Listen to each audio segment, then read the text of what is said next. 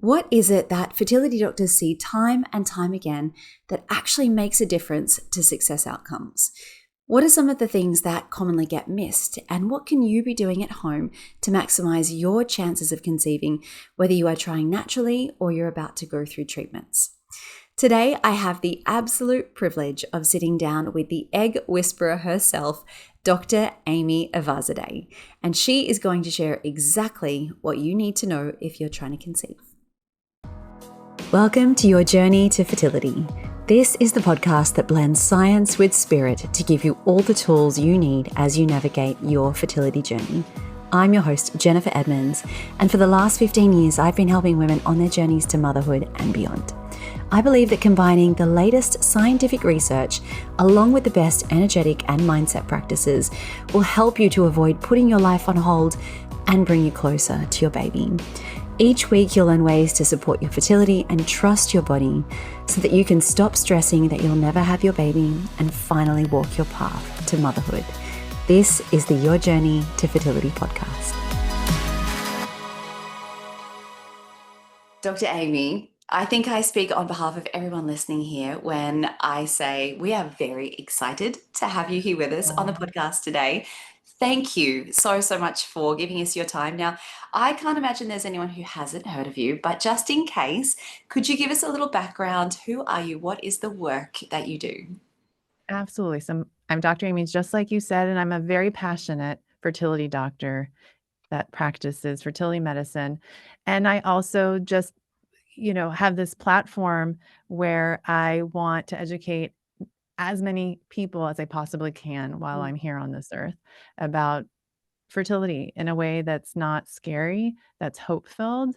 And because a lot of people get egg panic just from what they read online and like other social media pages that they see. And I just don't like that. And I just want my space to be a space where people can learn about fertility in a way that's not so scary. And it's not something we see a lot of fertility doctors doing. As I was saying just before we hit record, I don't know how you find the time to run a very busy clinic and somehow give out all of this incredible information that you do for free every day. And it is very impressive to watch. So thank you for everything that you do. What is Thank it you. that you see online that worries you, that makes you, or that keeps that motivation going for you to give out the information that you do? Yeah, I mean, I think a lot of it has to do with especially ovarian aging as women get older. Obviously, it's a no-brainer that we run out of healthy eggs, but telling women that there's nothing that they can do about it, that there's no impact that lifestyle or supplements can have on our egg quality, that drives me bonkers because it's just not true. Mm. Certainly, there are situations and many of them where, you know, changing your lifestyle, taking supplements, and uh, that is not, they're not going to be impactful. But I think telling a woman that there's nothing that she can do is why I do what I do. Telling stories about things that I've done that might be different than things that other doctors are doing, so patients can decide for themselves if there are things that they want to do as well.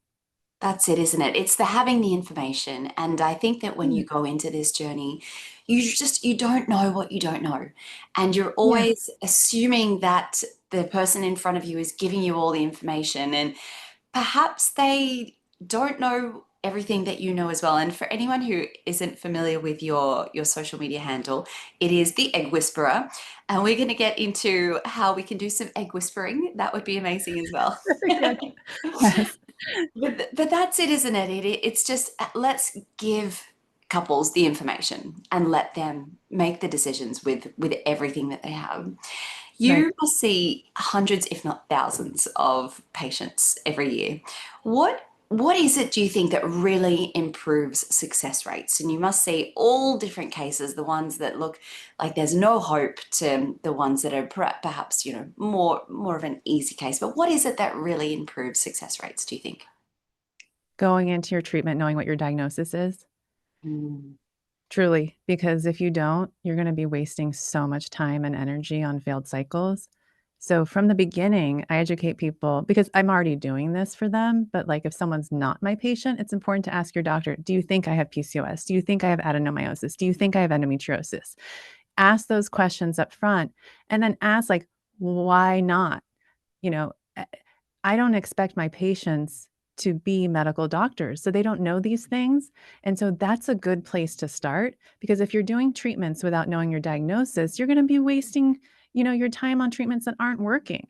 So I think that's the number one way to increase your success. And if someone's saying it's unexplained, take a moment and breathe, because you know that if you told me that, I'm going to be rolling my eyes. Don't roll your eyes, and just say, what are the possible explanations for me? Because Mm. just telling someone that's 43, it's unexplained, that's not fair. I already gave you the explanation when I shared my age with you, if I'm the patient talking to the doctor. Saying things like it's unexplained, but the sperm is low quality, low motility, low count. Well, that's your explanation. Don't sugarcoat it. So diagnosis before treatment, knowing what that is, addressing it before you start treatment, I think is really important. Thank you. Do you see a lot of people perhaps coming to you for second opinions that have been lumped in that unexplained category and are given IVF as sort of like this catch-all solution to a problem that isn't really there? I do. And Mm. it surprises me, patients who've gone through even 5 IVF cycles. And one of the first questions I ask people, because I already know their diagnosis after reviewing their medical records ahead of their new patient consult, and they'll say to me, and it's unexplained. And I said, but your IVF cycles are the most comprehensive fertility diagnostic test that you could possibly do. The information is all here, but no one has sat down and talked to them about what's actually there in a way that, or even explain it to them. It's not even that it hasn't been explained in a way that they can understand. It just hasn't been explained. And I think our culture has changed as a society, where in the beginning, when Google first became a thing, doctors would say, don't Google it. Don't replace my medical education with your Google search. And now we've gone to the extreme. Like, why are you even asking me? Google it. And now it's go to ChatGPT. Why are you even asking me? So I feel like patients don't want to go to ChatGPT or Google. They certainly Mm. can. And I recommend that people do, because ChatGPT can give you a very thorough analysis of your IVF cycle. You can upload your embryology reports and have it describe what your embryos mean, what your likelihood of, you can even upload a picture of your blastocyst, for example, and say, what is the quality of my blastocyst? And see what ChatGPT says. That's how far we've come with AI and how it can be useful. But that would be something that patients need, is an Mm. explanation from their IVF cycle. And I do see so many people that come to me with that unexplained answer even after treatment. Mm. As a doctor, why do you think that is, that people are just not getting the information from their doctors? And I find this incredibly frustrating. I was in the same position. And when you are spending how many tens of thousands of dollars and all of your time and your all of your hope, and you're not getting the answers, why are we left turning to something like AI instead? Yeah. I mean, I think it's the culture right now. Mhm. Unfortunately, we have all this technology that's supposed to, like, replace these conversations, and it's just not being utilized in that way in the IVF centers. Like, they're not using technology to be more efficient so that they can really spend more time with their patients. They're using technology so they can spend less time. So they've introduced things like patient portals, but no one's messages are getting answered, and they're not getting answered by the people that know the answers to the questions. They're getting answered by people that think they know, but they're not educated. And I'm talking about well-intentioned, let's say, medical assistants and nurses that are just sharing things that they think are the right answer, but they're not, let's say, checking with the doctor, or they'll check with the doctor. The doctor hasn't even looked at the chart and is just giving an answer based on just one quick question that comes through a portal message. So I Mm. think that has a lot to do with it. So technology is there, but we're not utilizing it in a way that's helping the patients. Yes. And what kind of advice would you give to people that are in that position where they're at a clinic, perhaps they don't even have the option to get, in terms of insurance or location, they don't have the option for second or third opinions. What advice would you give them enabled to be able to advocate and support themselves through the process?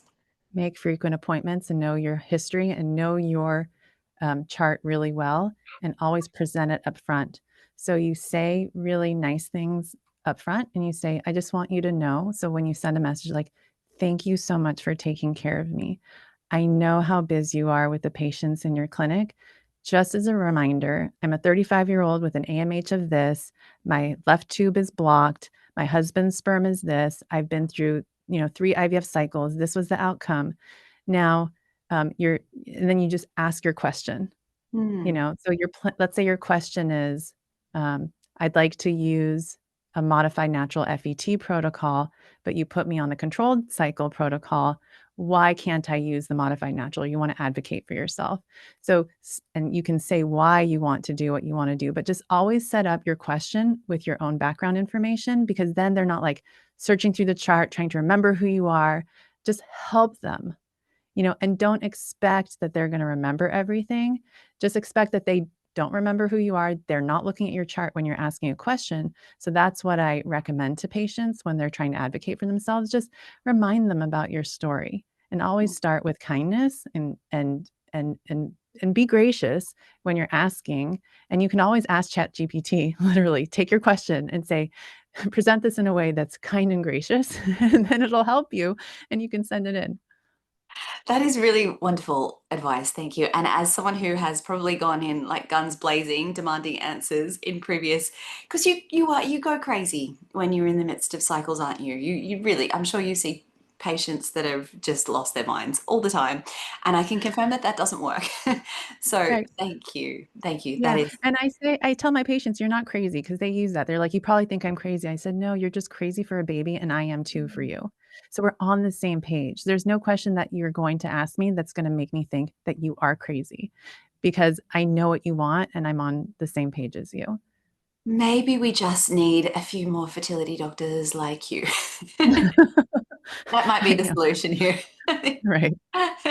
What kind of, we know that, infertility rates are rising the world over and amongst all different age groups. What are the sort of the more common themes that you are seeing these days? What are the reasons that they're coming to you? Yeah, I mean, age-related infertility is one of the most common things that gets labeled as advanced maternal age, but I've coined the term advanced mitochondrial age, because women are not old at 40. It's that our eggs age faster than we would like them to. So Mm, that's probably the number one reason why a patient is seeing me in the Bay Area. The average age of my patient here is around 42.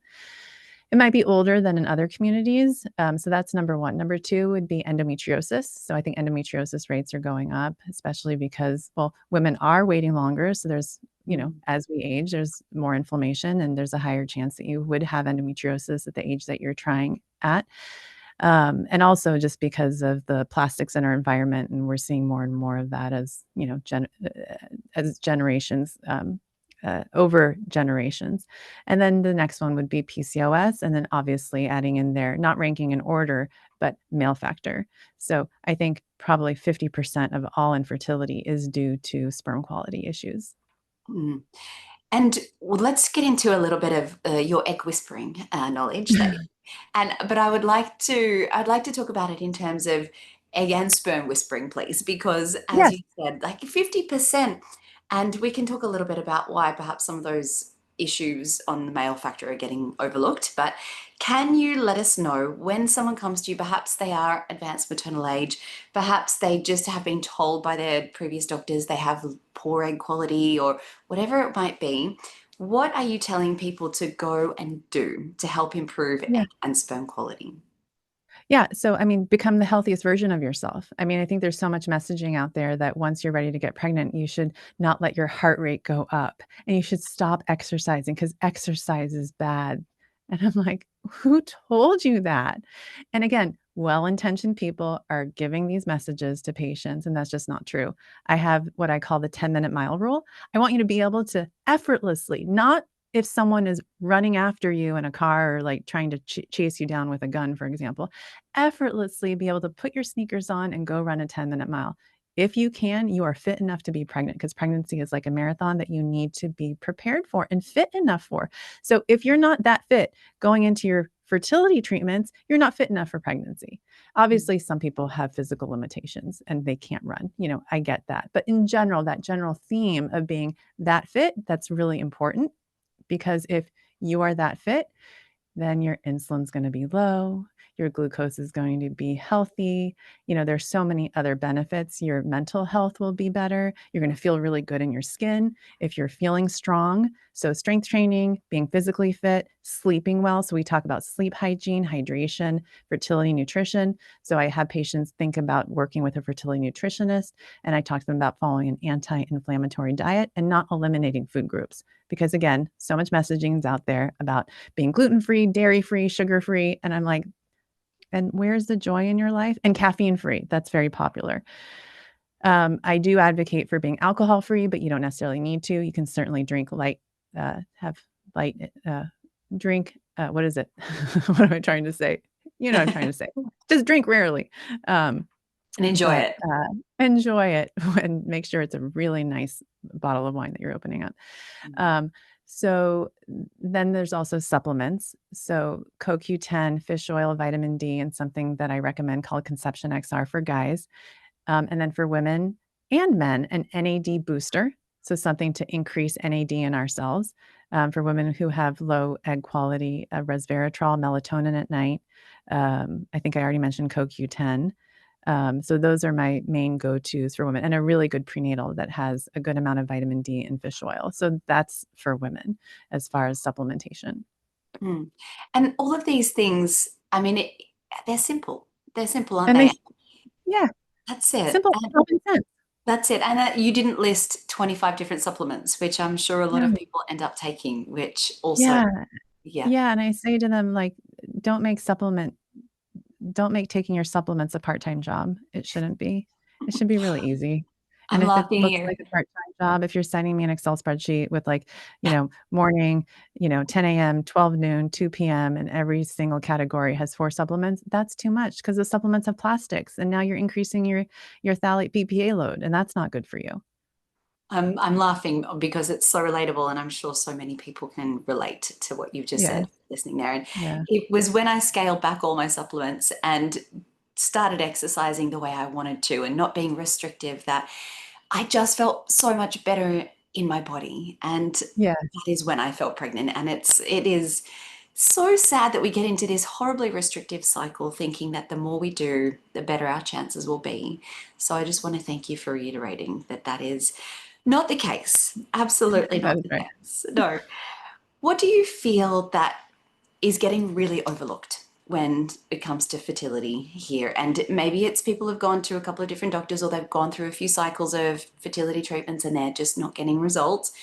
And you have a look at their results and you're like, that this is, something that we can address. What are you seeing that is getting overlooked time and time again? Well, there's 2 things. So number 1 is the emotional impact that fertility treatments have on patients. So after you go through all these treatments, patients are traumatized, they're depressed, they haven't seen a therapist, their relationships are affected, their relationship with themselves, their relationship with their partner, excuse me, their relationship with their partner, their relationship with everyone around them. They're isolated, they're anxious. That's not good. So if you're feeling that way, then think about how your eggs are feeling. I believe in I tell patients to kiss their ovaries. I'm not sure. And I got this from a fabulous acupuncturist. He coined the phrase, Lauren from, I think it's AcuBalance, kiss your ovaries. So I want you to kiss your ovaries, love them, tell them how beautiful they are, tell them how wonderful they are, and you believe in them. Because a lot of times patients come in, they're sad, they're feeling lonely, and they don't believe that they're worthy. So I think that's number 1 thing that gets overlooked after patients have gone through cycle after cycle after cycle. The second is all those cycles, they create inflammation. Mm. All that estrogen worsens endometriosis. And endometriosis gets overlooked. And as you probably know, it can take years for a woman to get a proper diagnosis. So that's one diagnosis that I think gets overlooked and missed in these patients who are doing multiple rounds. And then what kills me is it's getting overlooked before they go into their transfers. And they're Mm. doing transfer after transfer without success. And then they come to me and I say, well, in your intake paperwork, you said you have severe pain with your periods are extremely heavy, you have pain with sex. Has anyone talked to you about endometriosis? And they say to me, well, I figured they saw that and I've reported it, but they haven't said anything. So that would be one thing that I think in someone who's had a long journey like that, they should ask the question. And if the question is, I don't think you have it, but you still think you do, then go see an endometriosis expert. They can see things in different ways. They can do ultrasound. They can actually see ultrasound signs of endometriosis. They can feel it on pelvic exam. And a really nice fertility doctor just might not be something that they're able to pick up on in a way that an endometriosis specialist can. Thank you so much for raising the emotional impact of what treatments have on people. And I know that fertility doctors are not mental health experts, and it's not their job to be therapists. I get that totally. But gosh, I work with hundreds of women from all around the world, and it is the number one thing that I see is how much of a toll this is taking on them. And I just wish there were more resources. And what do you think that clinics and doctors could do better in terms of supporting their patients on an emotional level? Yeah, I'll share with you what I do. So there's two support groups I have patients join. They're free. They can join both of them if they want. They're fertility therapists. I have a list that I share with them, and then I talk to them about mindfulness meditation. Get an aura ring. It has grateful. It has great meditations within the aura ring, and you can also track your fitness, your sleep quality within the ring as well. And then listen to music. So find a Sirius XM channel, make your playlist. I love EDM. You might know that already. But EDM, I wish I could say studies show that EDM improves your egg quality. Maybe it does. I don't know, but it certainly makes me super happy all the time. We can run those studies eventually. I think that's Yes. definitely worth doing. Yes. Thank you. You must have to deliver horrible news to people Mhm. often. And that's probably not something that you really enjoy as part of your job. But if Right. there is anyone listening to this who has just received their own negative test or they're in that place, what do you say during these conversations? And what would you say to those people now? Yeah. So those conversations are really important. And unfortunately, what happens in a lot of clinics, it's someone else, not the doctor, who's delivering the news. So they're not already thinking about another plan for the patient. So the patients often feel lost and extremely desperate. So if a patient is getting bad news, the first thing I would do is number one, be really gentle with yourself and don't make any big picture decisions in that moment. Don't turn to that bottle of wine. Don't turn to that pint of ice cream. This is not the time to trash your body and your mind. Seek mental health support. So if you haven't met with a fertility therapist, this is a good time to meet with one or a fertility coach, someone who can talk to you about the bad news and just let you know that you may not be okay right now, but you are going to be okay. And make that appointment with your fertility doctor and do those things. Gather all your records, summarize them in a way that you understand them. Maybe seek help from friends or to help, come up with questions that you might have, or your partner come up with the questions so that you have an action plan. Because when I have a patient that has bad news, I want them to know how sorry I am. I want them to know that they are not alone, and I want them to know that it's not over until it's over.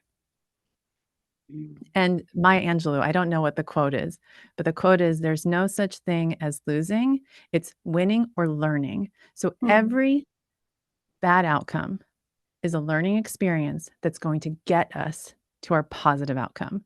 So when I see that something hasn't worked, I say, okay, this is just one step that we had to go through. We didn't know it until now. That's bringing us closer to the outcome that you deserve.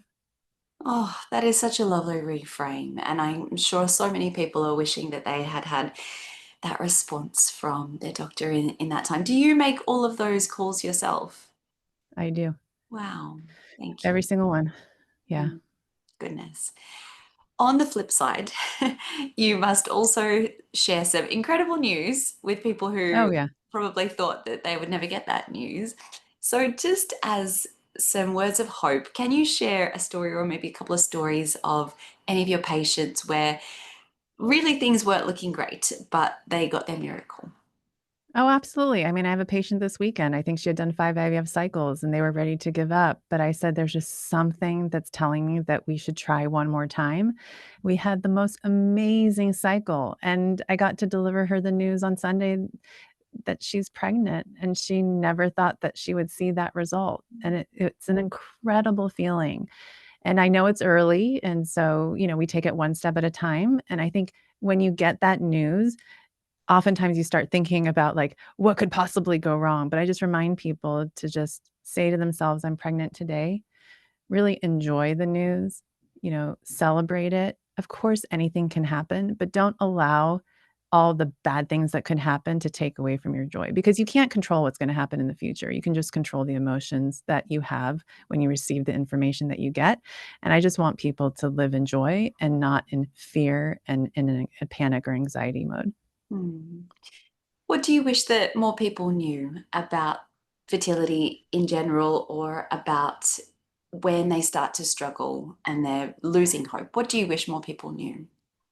That it's so precious. And obviously, the facts about ovarian aging, I wish people knew sooner. Mm. People say to me, I can't believe I didn't know how hard it would be to get pregnant at 40. I just thought IVF would work. So I just wish that people would take the opportunity to be more proactive. I have all these egg whisperer rules. Like if you're partnered and 32 years old and you want to have 2 kids, go see a fertility doctor and think about freezing embryos. Because if you're a 32-year-old single woman, all that messaging is out there about freezing eggs, freezing eggs, freezing eggs. But no one tells people who are partnered, freeze embryos. Because secondary infertility, which is having a hard time getting pregnant for your second baby, is really common, and the most likely reason is because you're having another baby when you're older. So those are some of the things that I wish people knew. I find that messaging really, really odd. You're right. The fact that we should all be freezing our eggs, yet the chances of having a live birth from a frozen embryo are exponentially better. And yet this isn't something that we're even considering. And even I started going through IVF when I was 34, and it wasn't even mentioned. How many kids do you want to have? You're a very poor responder. So do we want to think about doing a couple of cycles? Do we want to bank some embryos? And I'm not sad about the way my journey turned out, and I'm very grateful for what did. But to have those options and to just be given the information sooner, I would have really appreciated. So thank you for reiterating that. I appreciate it. Yeah. Yeah. Dr. Aimee, where can we learn more about you? And do you do consultations for people who are not lucky enough to live in the San Francisco area? And what is the best way to find you? Yeah, so anywhere you can put Egg Whisper, you can probably find me, except a porn site, but maybe one day. Because find that when I say that, people laugh, and then maybe one day I'll be there, because I have a feeling a lot more people will be curious about what I have to say if I'm saying saying it on there. No, but in general, like YouTube, Instagram, I mean, you can find me anywhere, including TikTok. But one of the best ways to learn from me would be my Egg Whisperer class, and people can join from all over the world. So it's eggwhisperschool.com. I do an IVF class once a week. It's kind of a master class, and it gives people an opportunity to learn about how to approach IVF. And at the end of the class, I open it up for a live Q&A session where people ask their own questions about their IVF cycles. And I stay there as long as I need to until every last question is asked, and I answer them. And I do consults for patients all over the world. They can go to draimee.org and they can sign up for a consult, and we set it up over Zoom. Thank you. I think we might need to clone you a million times over. That'd be really helpful if you could start working on that. That would be great. I'm trying.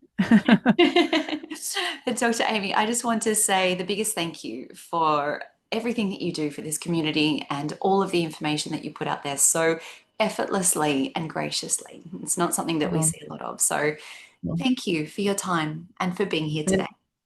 And thank you. Thank you for giving me this time. I appreciate it. I hope that you got a lot out of this episode. I absolutely loved chatting with Dr. Aimee. I wanted to take up like hours of her time, but it's just something that I'm so grateful that there are fertility doctors in this space that are so willing to do. If you don't already follow Dr. Aimee or listen to her podcast, please go and do yourself a favor. She's prolific with the amount of content that she puts out there, and her podcast is so informative, so well thought out, and so well researched. And some of the guests that she has on are really, really informative. So before we finish up today, just a reminder, register for Embrace the Journey, my free 3-day live fertility yoga series, which is starting this month on the 29th of July. All the links are in the show notes. If you have any questions about the live series or about the program that will open following this, don't hesitate to reach out and ask me all of your questions. Now, we have a bonus episode dropping this week on Friday, which is exciting. I hope that you have a chance to listen to that later this week. But next week, we are going to continue part 2 of my 3-part series this month, which is all about coming back into alignment when you are trying to conceive. This particular episode is going to focus on healing that mind-body connection and using your intuition when you are struggling with fertility. So I can't wait to have you back next week for that episode. But until then, I am sending you all of my wishes as you continue your own journey to fertility.